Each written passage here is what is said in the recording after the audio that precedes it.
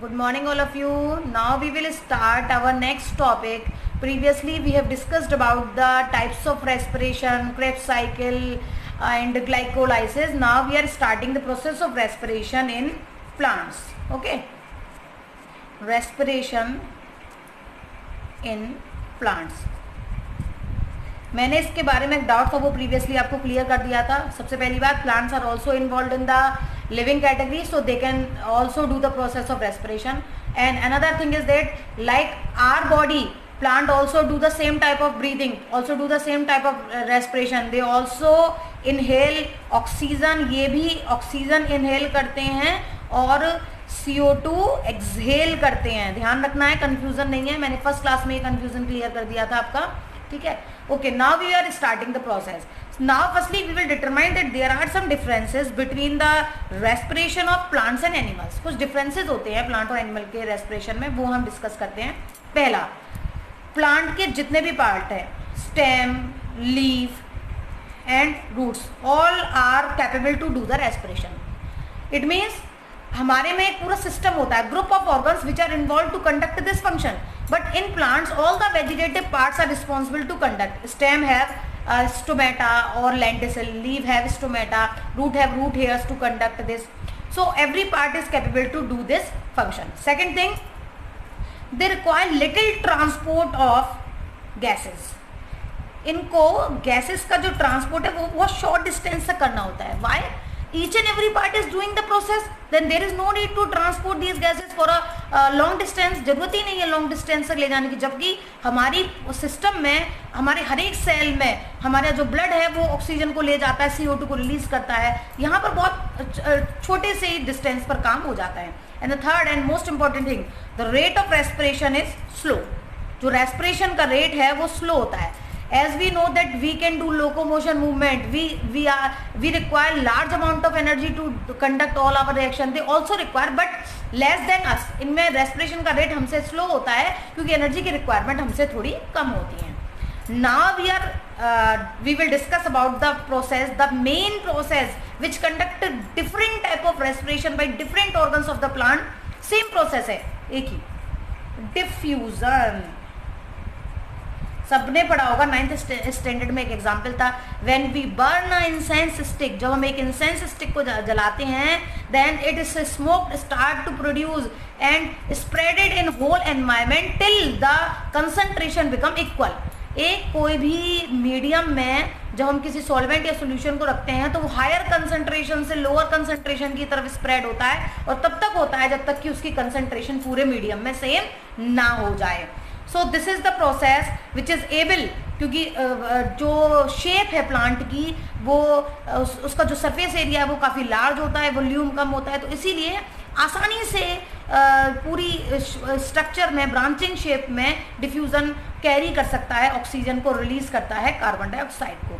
So firstly we will discuss the respiration by और through roots. Roots कैसे करती हैं भाई, पहले ये देखेंगे.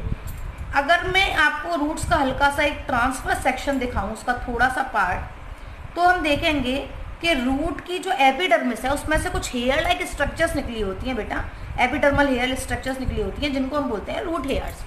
दे are directly contacted to soil particles. ये सॉइल पार्टिकल्स के डायरेक्ट कॉन्टेक्ट में होती हैं. In between the soil particles air, water is also present. Water और एयर भी होती है इन सॉइल पार्टिकल्स के बीच बीच में. So by the process of diffusion these root hairs take this oxygen from the soil and start to diffuse it to the other parts of plant. Root hairs उसको absorb करता है diffusion की process के through और उसको plant के सारे parts में पहुंचा देता है. सेम पाथवे, जब CO2 रिलीज होगी प्लांट के पार्ट से, तब वो सेम पाथवे से रूट हेयर्स के थ्रू ही रिलीज हो जाएगी. It means inhalation of oxygen takes place from the root hairs and exhalation also takes place by the root hairs. ठीक है, and by the same process that is diffusion. लेकिन यहाँ पर एक क्रिटिकल कंडीशन आ जाती है. क्या आती है? Sometime when in terrestrial plants, in land plants, कभी कभी जब लैंड प्लांट्स में हम बहुत ज़्यादा पानी दे देते हैं, this condition is called water locked condition. Water lock condition हो जाती है। In that case the water particles trap the air particles, जो वाटर के पार्टिकल्स है वो गैसियस पार्टिकल्स को ट्रैप कर लेते हैं। That's why these root hairs does not get the oxygen by which they start to do the anaerobic respiration. ये anaerobic respiration करना शुरू करते हैं, by which acid is produced in the system में acid produce होने लगता है and the plant start to become die. Plant धीमे धीमे मरना शुरू कर देता है। So this is the necessity, then water should be present in the optimum quantity by which air particles can easily absorbed by the root hairs. Now we will discuss the respiration in stems. Stems में कैसे होता है, बहुत simple है ये पूरा ही जो हमारा टॉपिक है, बहुत सिंपल। आपको बस डिफ्यूजन याद रखना है, पार्ट्स याद रखने हैं, और कुछ भी नहीं करना है, बहुत आसानी से लर्न हो जाएगा। स्टेम्स की बात करें, अब जब हम स्टेम्स की बात करेंगे बेटा, तो दो तरह के प्लांट होते हैं, सॉफ्ट हर्बेशियस प्लांट्स और वुडी प्लांट्स। ठीक है, हर्बेशियस प्लांट्स की जब हम बात करते हैं तो हर्बेशियस प्लांट्स में जो स्टेम्स होती हैं, these are called soft stems. Soft stem होती हैं एंड दे हैव स्टोमेटा, उनमें स्टोमेटा होते हैं इस फंक्शन को करने के लिए। बट इन वुडी प्लांट्स, जो वुडी प्लांट्स होते हैं उनकी बार्क थोड़ी सी हट जाती है, बार्क का रिमूवल हो जाता है, जिससे इस तरह की लेंस शेप्ड स्ट्रक्चर बन जाते हैं, लेंस की तरह की स्ट्रक्चर बन जाती हैं, होल जैसी। These structures are called lenticels. इन स्ट्रक्चर्स को हम क्या बोलते हैं, lenticels. Okay, both have the same function. In herbaceous plant this stomata take the oxygen from the atmosphere by the process of diffusion, transfer to each and every part of the plant and take the carbon dioxide which is released by the plant parts, and by the same stomata the carbon dioxide is released out from the system से release हो जाती है। यही process आपको यहाँ याद करनी है। जो काम यहाँ स्टोमेटा कर रहे हैं वो काम यहाँ लेंटिसिल्स कर रहे हैं। वुडी प्लांट में लेंटिसिल्स एब्जॉर्ब करते हैं O2 को एटमॉस्फेयर से, सारे पार्ट्स तक पहुँचाते हैं। पार्ट्स O2 के बदले क्या देते थे, CO2, लेंटिसिल्स के थ्रू CO2 रिमूव हो जाती है। और अब आते हैं हम अपने मेन टॉपिक पर, बाई लीव्स। लीव्स से कैसे होगा भैया, तो लीव्स के पास तो सबसे बड़ा हथियार है, लीव्स में तो सबसे मेन है भाई stomata. Number of stomata are present by which oxygen is taken and CO2 is released by the same process. Diffusion के थ्रू ही सारा काम हो जाता है। लेकिन भाई यहाँ पर डे और नाइट का बड़ा चक्कर है। पहले बात करेंगे हम डे की, ये दिन में क्या होता है।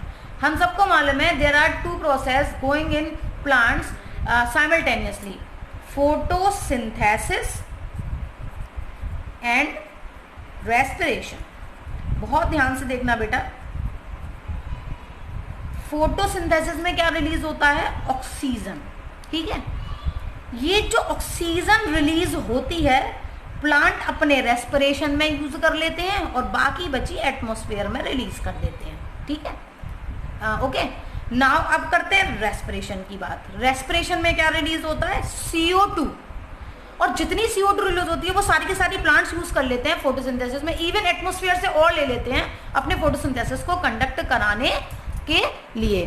तो हम ये कह सकते हैं कि इन मॉर्निंग टाइम में क्या होता है, O2 डिफ्यूजेस आउट, O2 तो बाहर रिलीज हो रही है, एंड CO2 डिफ्यूजेस इन।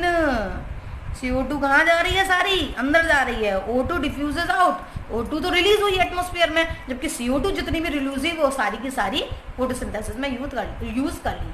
अब बात करते हैं हम नाइट की, कि भाई नाइट में क्या होता है। चलो नाइट की बात कर लेते हैं। अब नाइट में क्या होगा कि भाई फोटोसिंथेसिस तो होगी नहीं, तो क्या होगा, रेस्पिरेशन में क्या रिलीज होगी, CO2 रिलीज होगी रेस्पिरेशन में। तो प्रोसेस क्या हो गई, उल्टी हो गई कि भाई CO2 diffuses out and O2 diffuses in, क्योंकि रेस्पिरेशन में प्लांट क्या लेगा, O2 लेगा और CO2 रिलीज करेगा। ये बात मैंने पहले ही बताई थी कि रात में पेड़ों के नीचे नहीं सोना चाहिए। भाई क्यों नहीं सोना चाहिए, क्योंकि काय भूत आते हैं, कोई भूत नहीं आते हैं। क्या होता है, at night the concentration of CO2 is too much increased by which we cannot sleep under the tree because we cannot inhale CO2 during respiration. It is harmful for our body. CO2 का level बहुत बढ़ जाता है रात में पेड़ों के नीचे। कुछ एक्सेप्शन भी है यहाँ पर, वो हायर क्लासेस में डिस्कस होते हैं। ठीक है, CO2 का लेवल बहुत बढ़ जाता है, जिसकी वजह से हम वहाँ पर सर्वाइव नहीं कर पाएंगे। So this is the whole process of respiration in plants. In my next session, I will discuss about the respiration in animals. Till then, goodbye. Have a beautiful day.